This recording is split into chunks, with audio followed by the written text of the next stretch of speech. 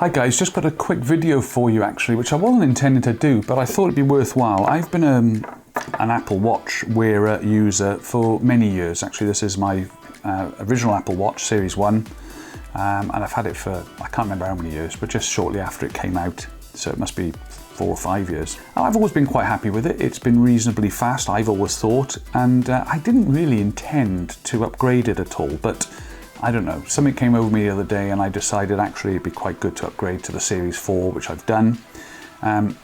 Is it worthwhile upgrading? I think so actually. Now that I've compared the two, there really is some significant differences, and I thought I'd put this video together quickly just to show you the comparison in speed, in accuracy, in the way, the fluidness of the user interface between these two watches. It is quite dramatic. So let's put each watch on and we'll go through a series of tests just to compare like for like on the two watches. So this is the original Series 1 Apple Watch. So then as far as launching apps go, let's just have a little look at a few apps. Just launched the workout app. Yeah, it's not too bad, pretty quick. The rings, yeah, pretty quick. So not too bad. You wouldn't complain about the speed of it, if I'm honest with you. It's only when you put them side by side that you'll see the difference. So on the Series 4, I'm in a much bigger screen, much bigger real estate on the screen. So you've got this particular face with the complications in each corner as well, which really sort of shows off and uses that screen size. Then as far as sort of how fluid it is, you know, if we skip between, these some great new watch faces, the flame, liquid metal, and the mist, and you can just see straight away the processor speed of this. You know, it's just very fluid, no lag in it whatsoever. So they really have made some significant improvements as far as the processor speed of the watch goes. And let's have a little look then at app launches as well. It's really fast. It's instantaneous. In fact, it's not you know, bang, straight there. No lag whatsoever. So let's have a little look then at Siri and just see whether there's a difference there. What's the weather like in London today?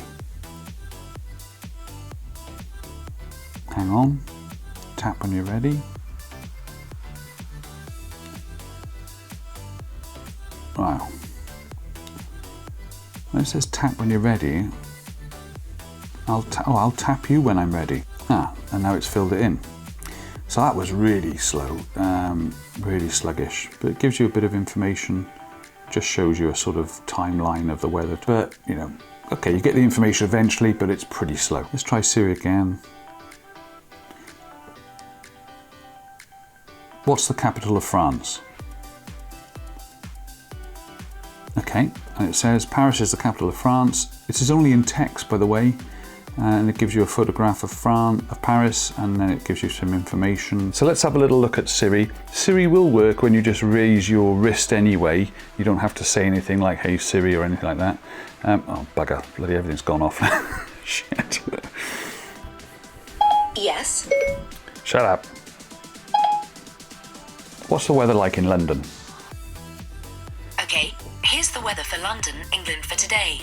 So you see how much quicker that was, how much quicker the type came up as I was actually dictating. You get the diagram as well, and that's pretty much it. Let's have a little look. What's the capital of France? Paris is the capital of France. It's quite nice that you get Siri actually to say a few words. The speaker on this new Series 4 is awesome, by the way. And you get a picture there, and you get a lot of text. You also get a map, which you didn't get in Series 1. You also get the names of all the mayors and the population, currency, blah, blah, blah, blah, blah. Lots and lots of information. The other thing to point out while I'm doing that, actually, when you scroll on the Series 4, you do get a bit of taptic feedback, which makes it almost feel like a bit of sort of ratchet. Very slight, but a sort of ratcheting feel to the crown, digital crown. So, and you can see from how fluid that is, you know, how fast the processor in this new watch is. Let's have a look at dictation. So if I go to messages, and hi Tracy, looks like a nice evening, let's go out for a meal.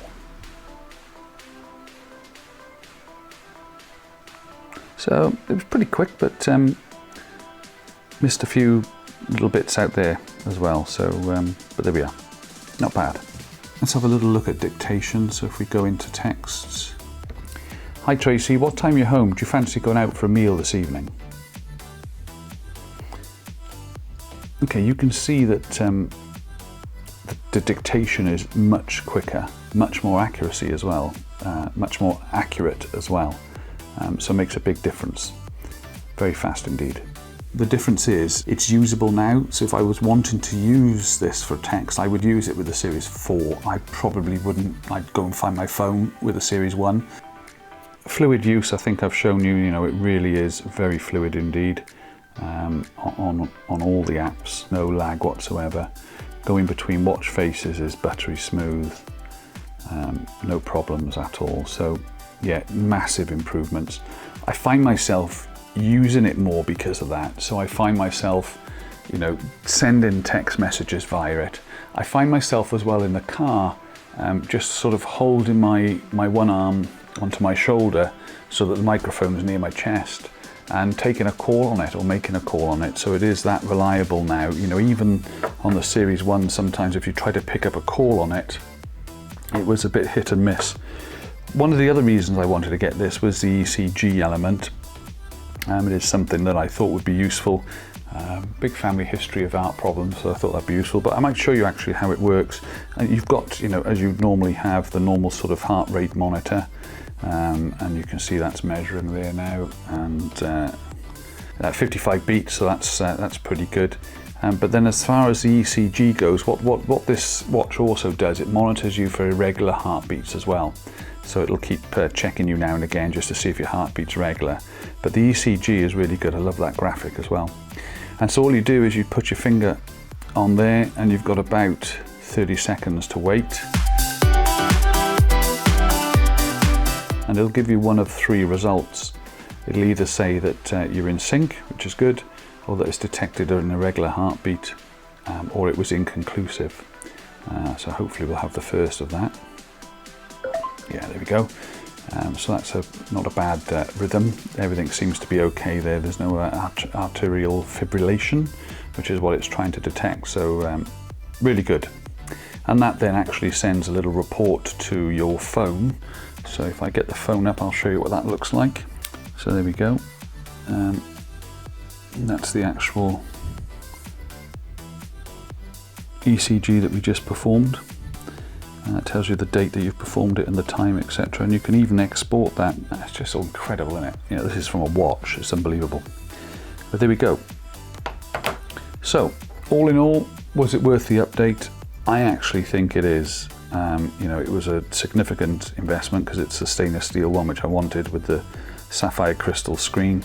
But I think it's worth it. I've managed to sell my old one as well to help pay for it. But I think it's definitely worth an upgrade, and I'm definitely going to get more use out of it. So I hope you found the video useful, and see you next time.